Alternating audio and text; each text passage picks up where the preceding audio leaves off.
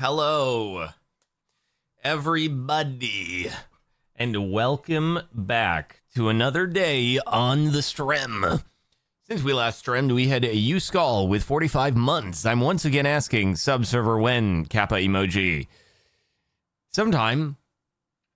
Definitely some point that's a thing that could possibly happen at some point. When it's back up and running and all that good stuff. Anyway, hello, what up VOD viewers, what up people who are here. Today we are going to play yet another map. Then I took a look at the subreddit and it seems like we are at the 1 month point where there are no overlapping posts.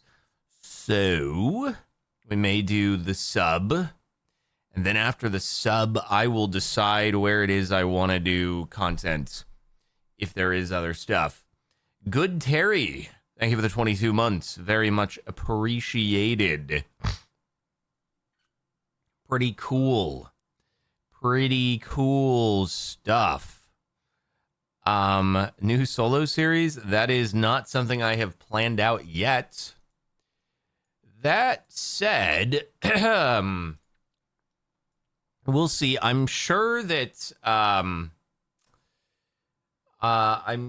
something like either TCG or, well, maybe not as much TCG. I'm not sure how active Scum is at the moment, so I feel like something needs to fall off for me to do another solo series. So once something falls off, then I'll bring that in. Rename Fable Fury to Smart Fury and put a small chip in there to avoid tariffs. Yeah, maybe what we'll do is you get a free world's cheapest phone inside of your Fable Fury game box, and so when you pledged for Fable Fury, you've actually pledged for the world's cheapest cell phone, and as a free bonus, you get a tabletop game alongside it. But you know what the issue is, right? When you create these sorts of scenarios and then you create carve-outs, that is exactly the sort of behavior that you start encouraging. People are like, okay, well, how do we do this? How do we make it so that the actual product is just this free bonus of no value?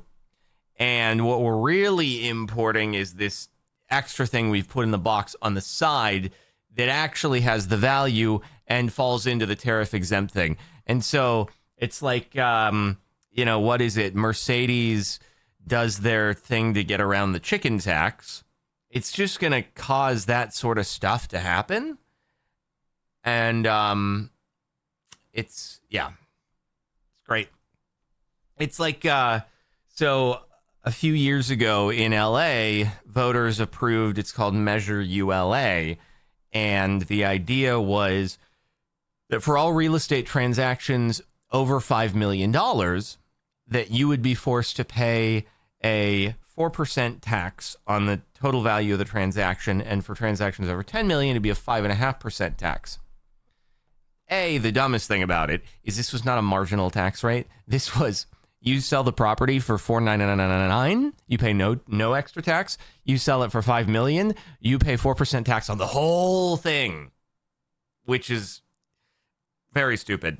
But as a result of that, what happens is people say, well, okay, what we're going to do is I'm selling my house to you for $4,999,999, and then the furniture inside of it that I'm going to leave in there for you, that is worth $2 million. So we'll do the whole transaction's going to be $7 million, but $2 million of that is furniture. So the value of the house doesn't set off the tax. Like, we're chill. We don't have to pay any taxes. It's just we've made it into two separate transactions. So that's what happens when you do stupid things like this. And then there's also, the great thing is about Measure ULA is it doesn't exempt multifamily.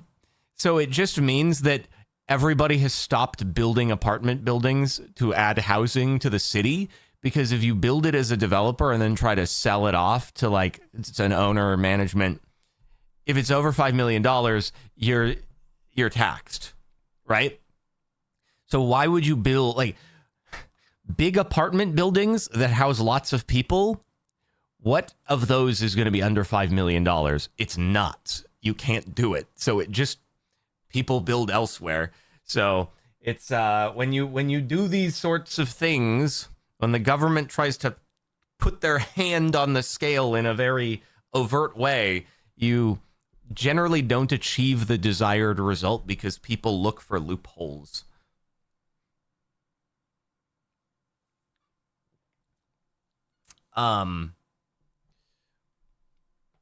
Anyway.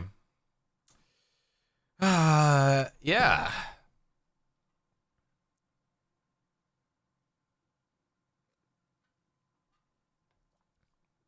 Can you only be taxed on profit and selling the building? No. If you spent $6 million building the building, I think the limit, because inflation, they raised it to now 5.2 instead of 5, but let's just keep it at 5 for ease of examples. If you spent $6 million building the building and then you only got to sell it for 5, you took a big loss on it, you still have to pay your 4% on that 5 million. Like, it's just a transfer tax, basically. Doesn't matter if you're taking a loss, you still owe it. So, like, there are people who are, maybe they, like, for single family home, they bought in a place that decreased in value, because there are a lot of places in LA that have actually decreased in value, unlike the rest of the country. So there are people who, you know, they bought their house for maybe 6.5. Now they're selling it for 5.5, and they still have to pay the 4% if they don't do some loophole, you know, to try to get out of it, which they might. So yeah. Anyway, it's the reason why that particular thing passed is because of the way it was marketed as a mansion tax, and so it's like, yeah, obviously, you know. Most people are like, I'm never going to own a $5 million house. Why wouldn't I want to tax somebody who has one and is selling it? Then sure, I'll vote for that. Not realizing that it just fricks actual multifamily development. So anyway, let's see. Shall we begin? We should get rolling and things and stuff, I suppose.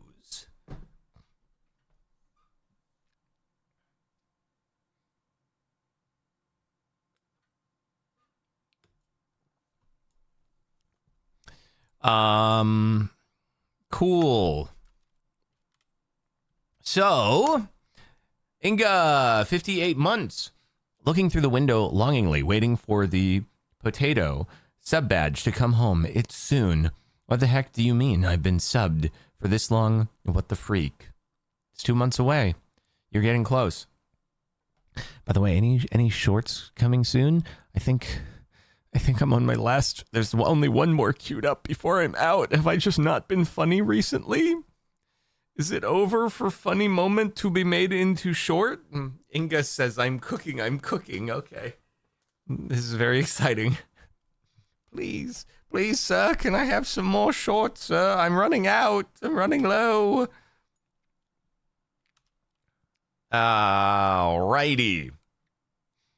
Hello, everybody. Welcome to Tiny Islands. This is another map recommended in the Link Minecraft map section on the Discord. Once again, by Superset. Thank you, Superset, for recommending maps. I know there's another one that you just recommended as well. We'll check it out. Anyway, Tiny Islands Guide.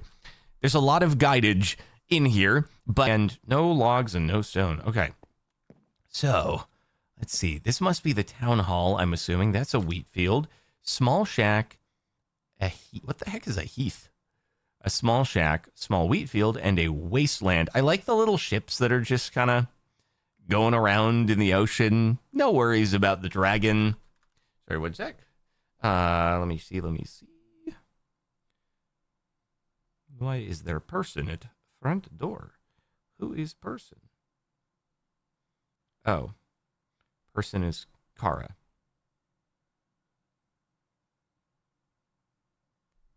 I see. You guys know what's really annoying? I don't know if anyone's ever had this problem. The garage is the way that the sun hits the garage at a particular portion of the early afternoon in the summertime, spring to summer, it looks like, because, it's spring now. It creates a contrast where one side of the garage obstruction sensor is bright sun and the other side of the garage obstruction sensor is shadow. The garage door will not close. You press the button, it goes, no, it's obstructed. I will not close. So the only way to do it at that particular time of day is to actually pull the lever, detach it from the motor track, manually close, and then reattach. It's annoying. Very annoying.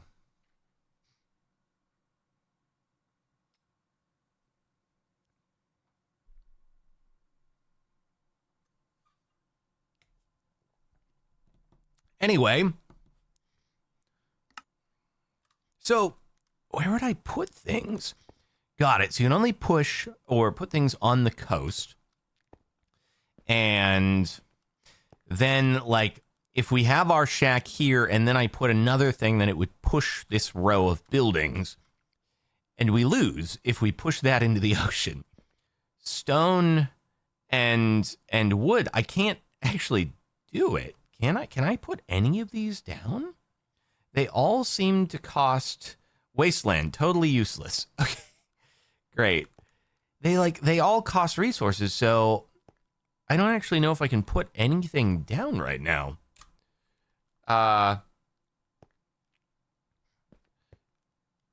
Do you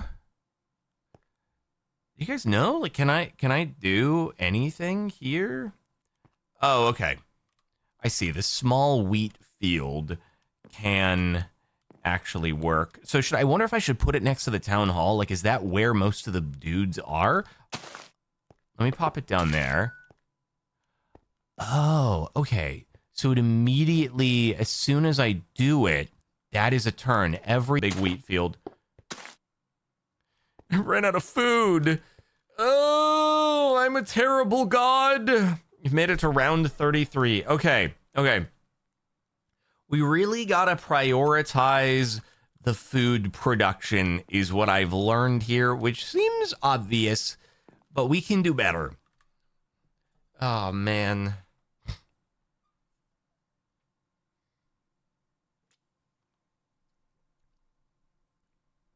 The shack only does front, back, left, right. Yeah, I see.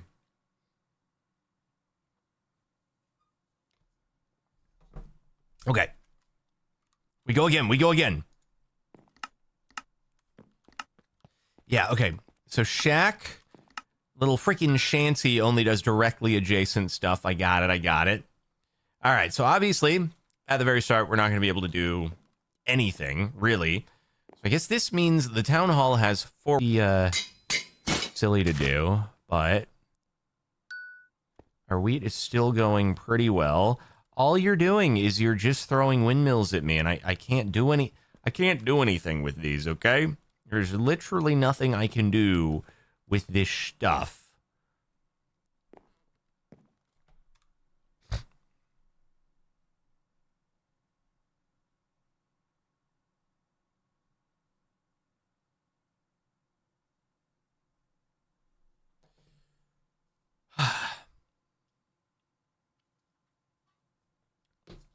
K Nexum, thank you for the 3 months. Psychic Moon Tarot, thank you for the sub as well. Much appreciated.